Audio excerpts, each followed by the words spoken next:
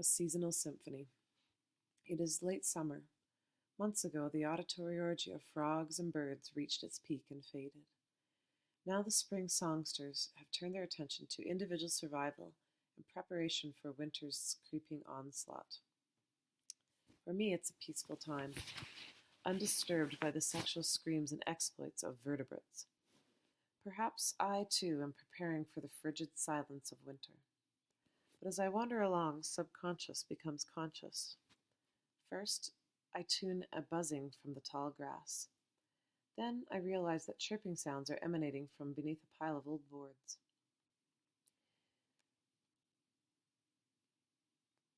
Invisible musicians are everywhere, belting forth a subtle symphony that blends with late summer's mood. Finding them, however, can be a challenge. One chirpster seems to be right in front of me, but as I step forward, the wary insect falls silent. I wait, and finally it chirps again. 20 minutes later, I am flat on my stomach, my face only inches away from a male field cricket, Gryllus pennsylvanicus. This one is singing.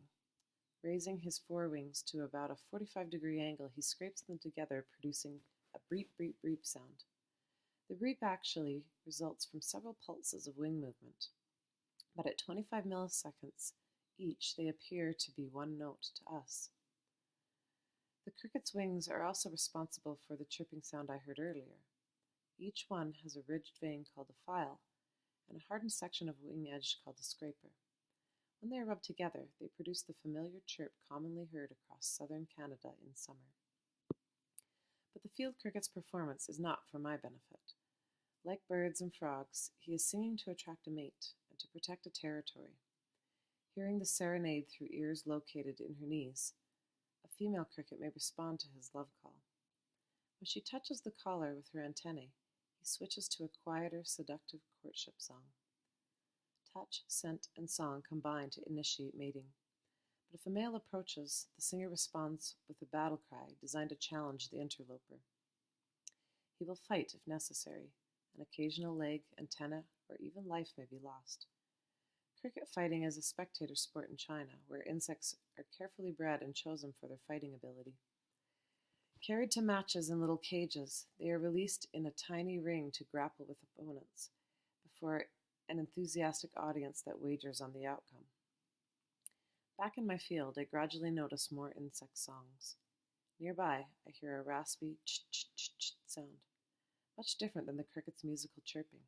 Again, with much patience, I track down the singer. This one is beautifully camouflaged, bright green and pointing head down on a goldenrod stem. Long, delicate antennae identify it as one of the longhorn grasshoppers, family Tigonidae. Generally, if a grasshopper's antennae are longer than its body, it belongs to this group. If its antennae are about one half as long as its body, it is a short-horned grasshopper, family Acrididae.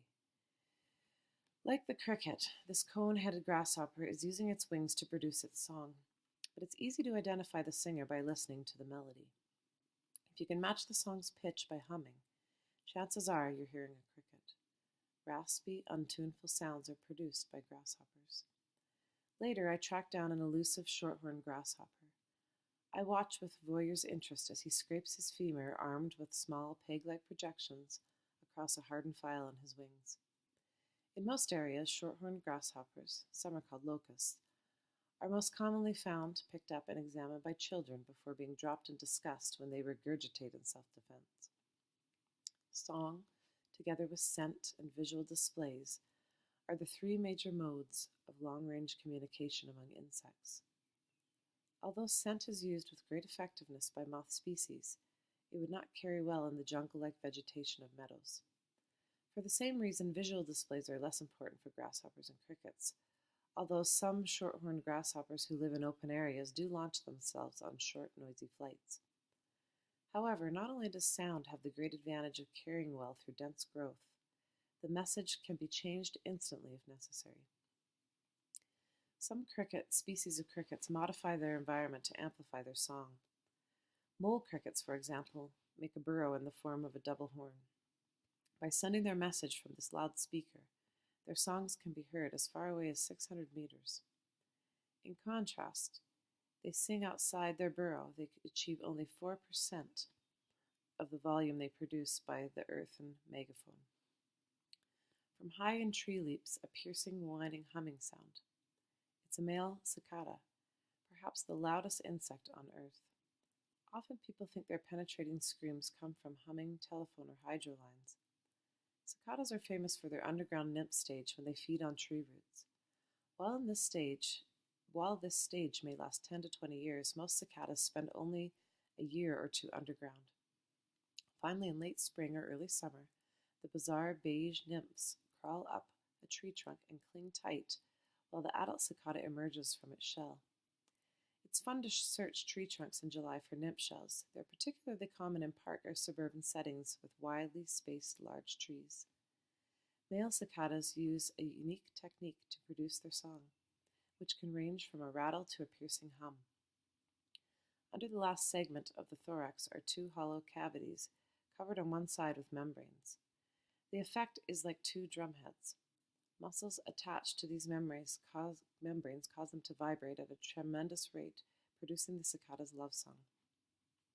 To magnify their sound, most of the body of the male cicada's thorax is hollow, acting like a resonating chamber. The effect is impressive, at least in volume. I sometimes feel that an appropriate torture for naturalists would be to lock them into a small room with lovesick male cicadas for an afternoon. To me, the sound of cicadas is inextricably linked to the hottest days of summer. They almost kick off the season for crickets and grasshoppers who have developed through nymph stages and generally begin to sing during summer's heat. For them, it's a race against time, with many species continuing to sing through August and into early fall in southern Canada. Even after a relatively heavy frost, a good chorus will strike up on a sunny, fairly warm afternoon. An interesting effect of cooler temperatures is that chirping of crickets slows down.